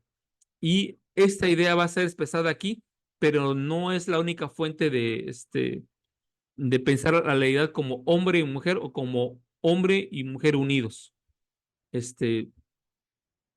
Y va a ser un constante trabajo. En el caso de José Smith va a llegar a la parte de la unión celestial a través del matrimonio entre hombre y mujer, pero él no va a desarrollar la idea de una madre celestial. La idea de una madre celestial va a ser un desarrollo y una solución que se va a dar posteriormente a su muerte como una consecuencia lógica de la implementación de la investidura en Nauvoo. Una vez que el profeta ha muerto, hay una investidura, ha sido reorganizada y hay esa necesidad de darle sentido a la unión de entre hombre y mujer de matrimonio, solamente pensando que si hay un Dios Padre, debe haber una diosa madre. Esta idea ya está presente en muchos restauracionistas en diferentes variables y nosotros somos parte de una de esas variables. Dice, el Corpus Hermeticum envió a la tierra un mar enorme de inteligencia, apostó un heraldo y le mandó proclamar el corazón de los hombres lo siguiente: báñate en ese mar de la inteligencia, tú que eres capaz, tú que crees que retornarás al que te lo envió, tú que sabes para qué has nacido. Por consiguiente, todos cuantos acepten el mensaje y se bañaron en la inteligencia, todos se hicieron partícipe del conocimiento y llegaron a hombres perfectos, acogedores de la inteligencia. En cambio, todos los que se negaron al mensaje, estos tales son los racionales, los que no se procuraron la inteligencia, los que ignoran por qué nacieron y de quién provienen. ¿A qué les suena esto?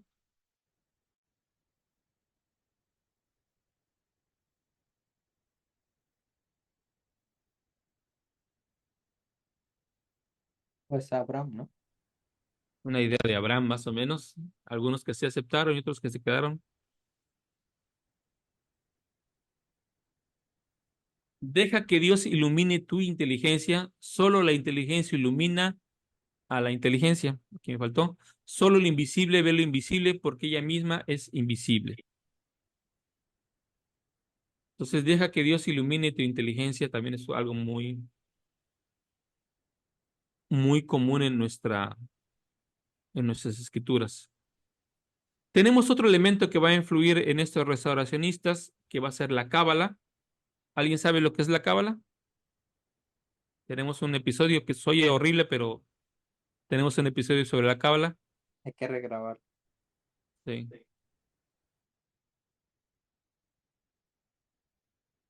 Aquí puse que la cábala es una forma de teurgia.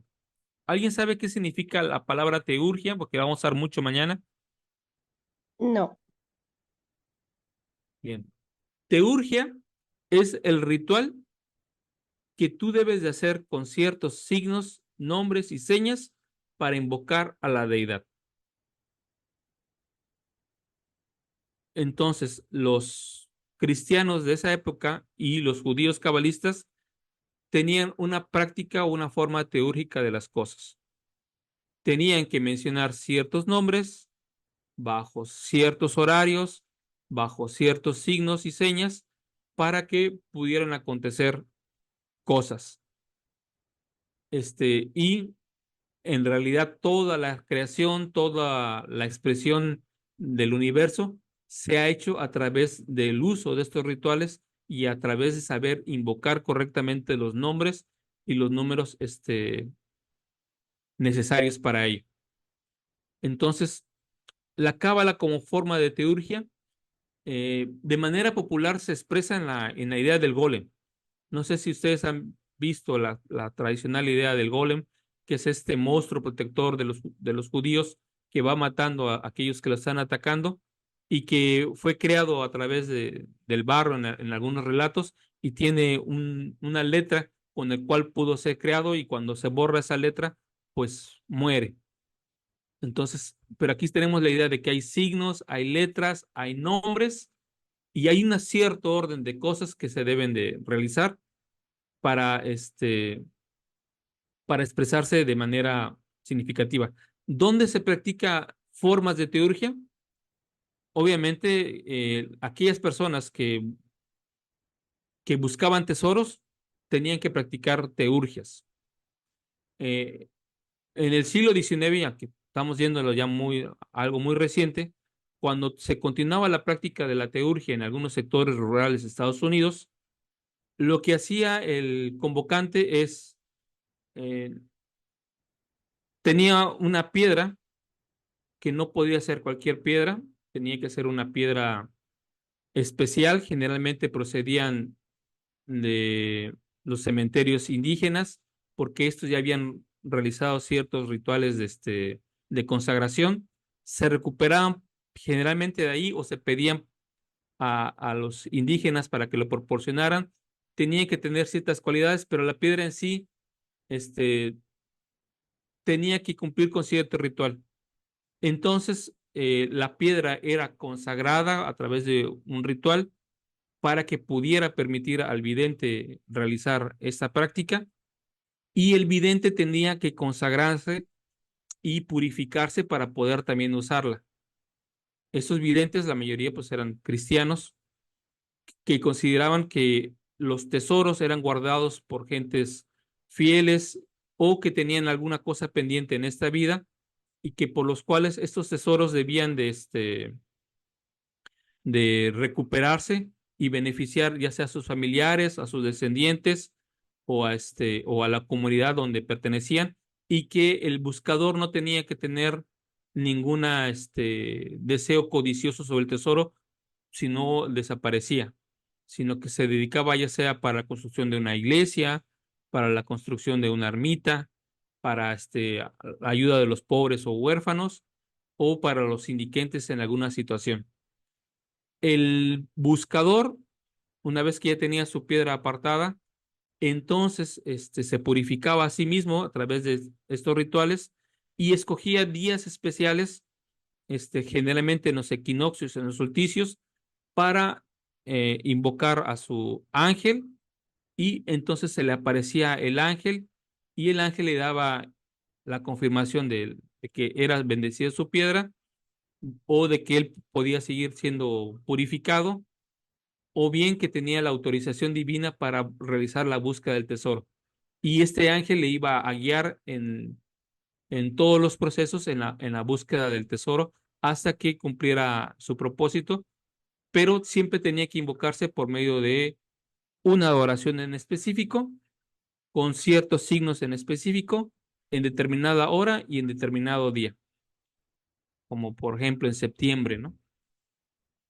Entonces, estos rituales, estos signos que utilizaban las personas, a veces utilizaban una ropa especial o dibujaban ciertos signos alrededor de su casa o alrededor de su cuarto donde se estuvieran encontrados.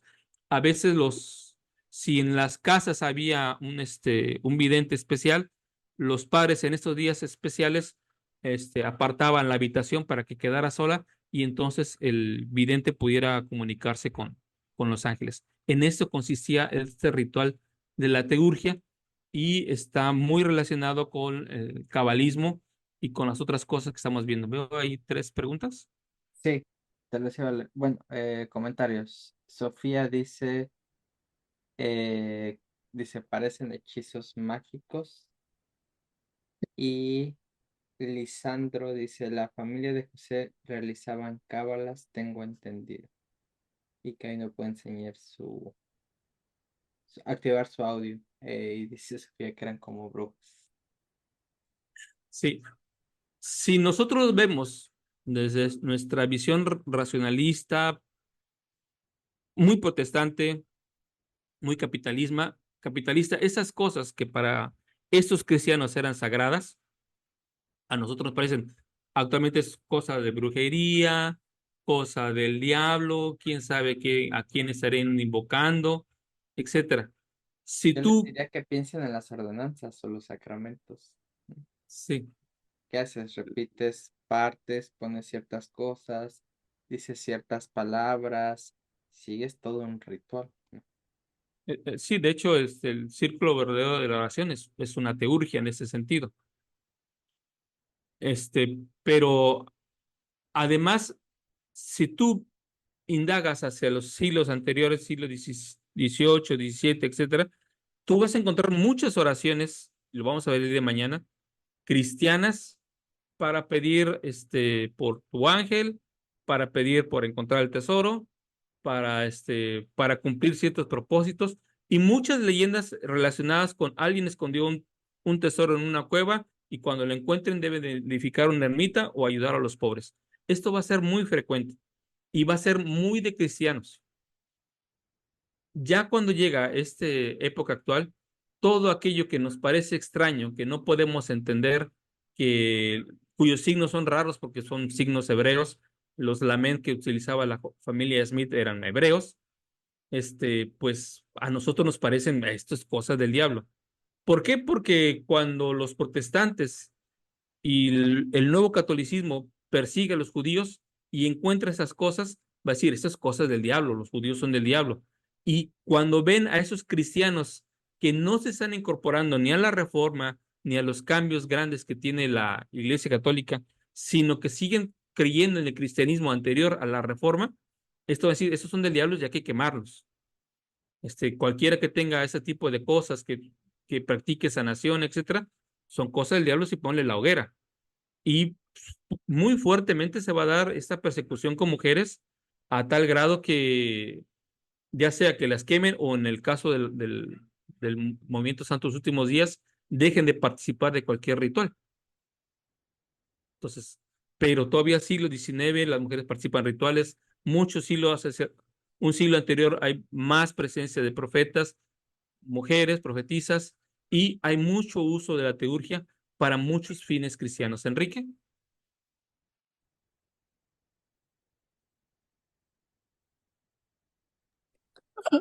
Juan, esta palabra nunca la había escuchado. Dices que mañana vas a hablar más acerca de esto. Sí. Pero estaba leyendo que los mensajes del profeta que él pone cada mes, él dice el día, la hora exacta en la que se debe postear, o sí, postear el mensaje.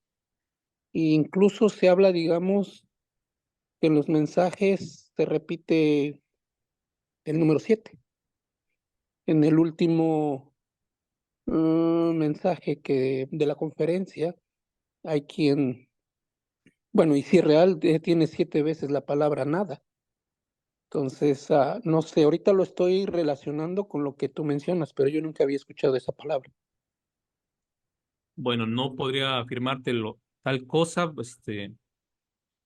porque además los discursos generalmente pasan por secretarios y a veces los hacen los secretarios o las secretarias más que el discursante, pero sí suena interesante.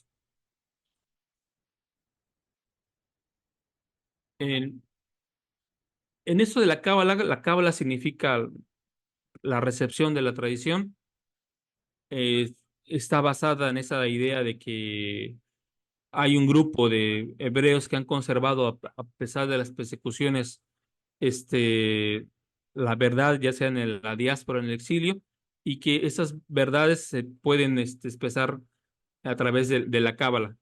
Ellos han estado en contacto con cristianos platonistas, han estado frecuentemente enlazados con este corredor turco, ruso, alemán, y esta generalmente surge de la España, y de España va a recorrer Europa, y de Europa va a pasar a fluir al todo el cabalismo cristiano, y de allá nos van a llegar como formas de restauración. Hay dos textos cabalísticos fundamentales, que es el Sefir Yetzirah. Este trata sobre las formaciones, sobre las creaciones, sobre el orden de las cosas, y el Zohar, que es el libro del esplendor, el libro de la iluminación, pues también fue escrito en España, y el Bahir, que es el libro de la claridad, que es uno que también data de Francia, y que tiene algunos elementos bastante interesantes para nosotros. El gran tema de la cábala es la metafísica del lenguaje. La palabra tiene poder y ocupa en ella un papel fundamental las letras del alfabeto hebreo. Entonces, estas ideas del alfabeto hebreo se expresan en las diferentes formas en que se manifiesta el universo, y por lo tanto también se manifestará en cómo actúa estas palabras o este poder de la palabra en ti. Es este poder de dar bendiciones, de dar maldiciones, de dar orden, de dar explicación a través de la palabra, lo que hace fuerte al cabalismo, porque recupera parte del ritual, pero el ritual asociado con decir ciertas cosas. Entonces, y la forma en que lo dices va a tener efectos. En realidad, la cábala tiene la idea igual de que el judío pueda redimirse, transformarse y ascender. Y y en este proceso de ascenso, va a haber vinculación entre judíos, grupos esotéricos, platónicos y gnósticos, más toda la herencia grecorromana, y van a crear una nueva expresión cultural para los judíos que va a estar presente hasta nuestros días, y que va a ser parte de la riqueza que puede aportar el judaísmo a algunas expresiones cristianas. Ellos argumentan que esto viene desde el pueblo de Israel, y solamente decir, no se trata de numerología, no se trata de esta más esta combinado por acá ya me da cierta revelación, etcétera, sino se trata de una profunda meditación, transformación y forma de entender la vida. Entonces, cuando te presenten la cábala como una forma de hacer numerología, o cuando la cristianicen y hagan con los números de la Biblia, o que tales y tales números dan tal cosa y tal significado, eso no es la cábala, es jugar a los dados. La cábala tiene más este propósito de introspección, y que el participante vaya avanzando en su reflexión interior a través de la comprensión del significado más prístimo de cada letra. Entonces, cada letra está asociada con el cuerpo humano y a la vez está asociada con el universo, como habíamos visto anteriormente.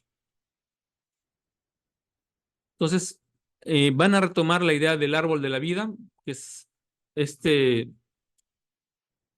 es el Sefirot, que es el árbol de la vida, que tiene como 10 casitas. En cada una de ellas va a haber ciertas enseñanzas o combinaciones que debemos o que el practicante debe de aprender para conocerse a sí mismo, pero que van a tener algunas expresiones en nosotros.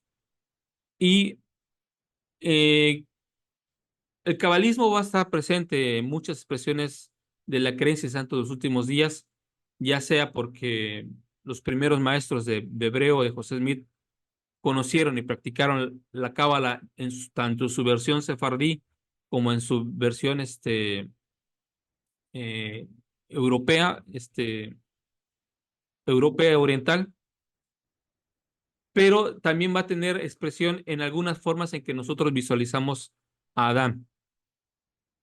Para mí, de manera particular, la incomprensión de estas conceptualizaciones de la Cábala por parte de Brigham Young fue lo que hizo que él desarrollara una teología que se conoció como la teología de Adán Dios, y que fue realmente la confusión de estas ideas, ya que la Cábala tiene o da al nombre a la deidad de Adán.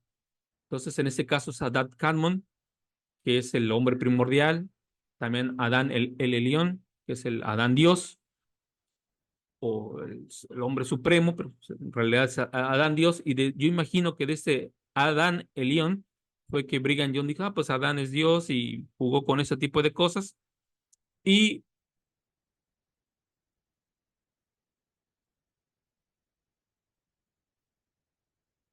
este, y por otro lado tenemos a Adán Harrison, que es el Adán físico, el Adán material, pero que en la Cábala realmente tienen connotaciones muy distintas a las que reinterpretó Brigham Young, en donde puso a Adán Cadmon como Adán Dios y al otro Adán como cada uno de nosotros o como los hijos de Adán. Pero ahí tenemos parte de cómo, incluso en esas expresiones y en otras, la Cábala influyó en el pensamiento sud de ese entonces. De la familia Smith tenemos que ellos tuvieron algunos laments o algunos textos que tienen símbolos hebreos, etcétera, pero no hay en sí que la idea de que lo hayan practicado más allá de las versiones cristianas y populares que existían entonces, pero en su versión más profunda, más radical de carácter judeo, solamente fue una influencia que les llegó de paso. Pero aquí la idea también de los cabalistas, ¿cuál es? Recuperar el hebreo verdadero, y si recuperamos el hebreo verdadero, tendremos la lengua verdadera sagrada. Si tenemos la verdadera lengua sagrada, podremos realmente comunicarnos con Dios y tener los poderes creadores en nosotros. Entonces, también parte del propósito de la Cábala es esta recuperación del lenguaje original de Adán y de Adán primero, que es el Adán Cadmon. Y bueno, la Cábala se va a tener diferentes cursos. Va a ir, como ya dijimos, sale de España, va por Francia, viaja a Europa Oriental, regresa de nuevo a Inglaterra, cruza para acá el charco con algunos judíos que también quieren ver la restauración de Sion por acá, y el establecimiento del paraíso, ¿no? Entonces, todas esas vueltas van a tener incluso algunas expresiones mesiánicas, en el sentido de que van a tener algunos líderes que van a tratar de buscar una ciudad donde establecerse tanto en América como en Oriente. Y en América van a tratar de restaurar el paraíso, como lo van a hacer también otros cristianos de ese entonces. Y pues de ahí tenemos que a la Cábala en vertientes como la cristiana. Esta nos va a venir por Pícora Mirándola, donde va a reinterpretarla, pero con base en Cristo, y él va a adaptar algunas partes de la teología de Aquino, pero vemos de nuevo cuenta que parte del neoplatonismo, parte de la aristotélica, renace en esta idea de la cábala cristiana. Y va a aparecer la teurgia neopagana, que es lo mismo de invocación, pero en lugar de invocar al dios cristiano, es a invocar a otras deidades, y que va a ser muy famoso en los ritos teosóficos y en otras expresiones culturales hoy en día. Pero estos son elementos así como que de raíz por donde va a venir las ideas de restauración. Entonces quise poner esos elementos, y mañana ampliaremos la idea de la teurgia, tanto la teurgia medieval como algunos de las expresiones, y cómo algunos van a empezar ya a hablar de restauración, y van a aparecer algunos profetas o movimientos dentro de la Iglesia Católica que van a estar hablando de esta restauración, sobre todo porque tienen conflictos muy fuertes con los con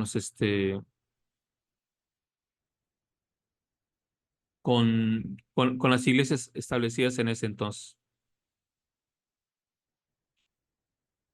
Luego aquí veo algunos comentarios. Lisandro Carrari dice, a Sofi dice antes eran brujas, ¿no?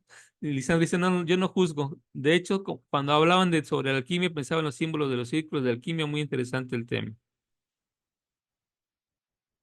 Y bueno, ahí estuve. No sé si tengan algún comentario, preguntas, quejas, sugerencias. Yo te haría una pregunta de pensándolo eh, como alguien desde afuera, digo, tal vez me adelanto a las otras clases y no está bien, de a un, digamos, antimormón, ¿no? Digamos, como es en todos los últimos días, normalmente pues entenderá, pues sí, las revelaciones de Doctrina y Convenios. Todo esto retomó el lenguaje, pudo haber leído, tenía acceso a Platón, a las enciclopedias, pero cuando hablamos a la parte del libro de Mormón, por ejemplo, esta parte de Segunda Nefi, eh, digo, aquí, ¿cómo habría de entenderlo alguien? Que simplemente igual supo ese lenguaje y lo expresó de esa manera, que fuera, eh,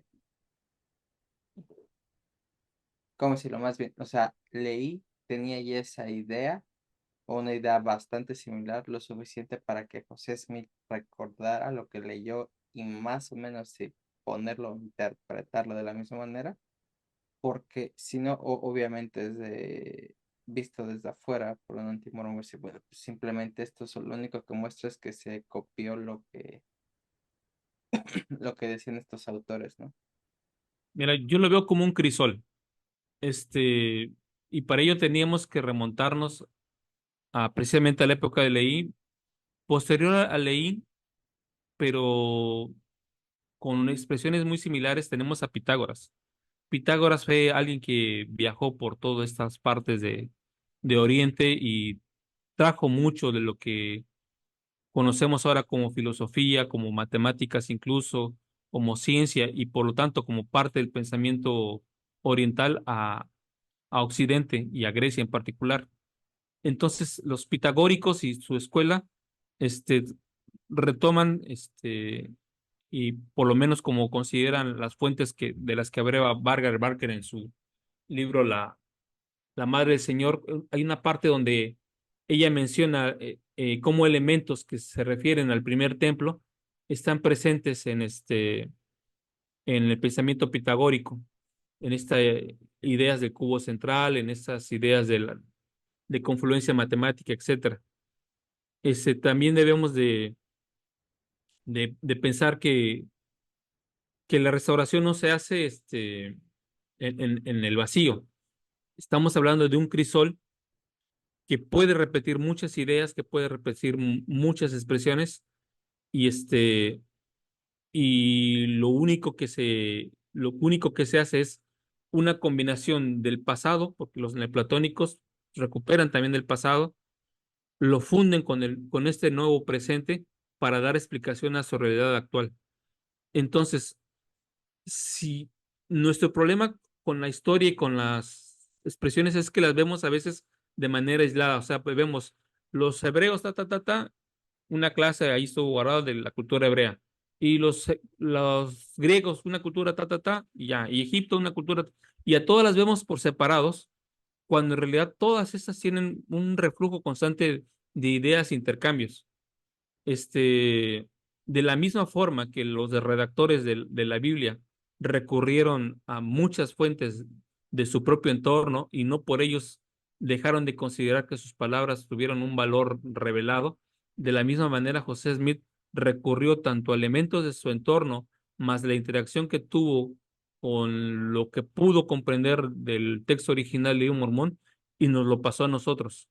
Pero evidentemente es una traducción siempre va a ser algo distinto y adaptado al que lee de la fuente original. No sabemos en su plenitud qué venía ahí escrito, pero sí sabemos cómo lo entendió José Smith y cómo lo entendió con base a los elementos que él tenía, más lo que pudo haber recibido por revelación para transmitirlo a nosotros. Entonces, la idea de leí que vemos aquí en los neoplatónicos muy probablemente estuviera ya presente en el pensamiento oriental, ya en Persia, ya hay unas ideas muy similares a esta idea de la posición en todas las cosas y, y situaciones ahí presentes antes de que se terminara de elaborar la Biblia. Entonces yo creo que fue un reflujo de conocimientos, de ideas que no podemos darlas por separados. Obviamente alguien que es crítico de la iglesia va a decir, ah, pues es que esto viene aquí y lo dijo Pico la Mirandola, pues entonces ya se lo copió.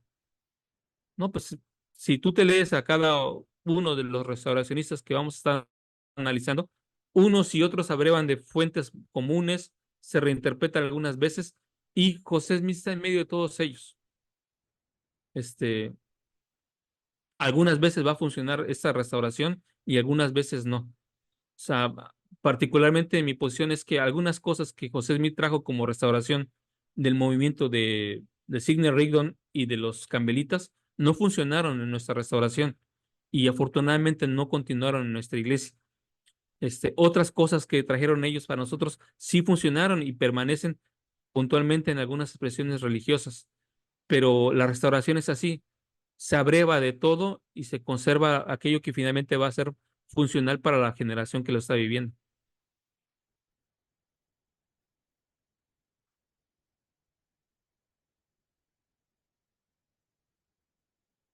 Y ahora, si habláramos de los orígenes del protestantismo y de cómo también ellos se inventaron su propia égida y su propia historia, pues veríamos que es algo totalmente diferente.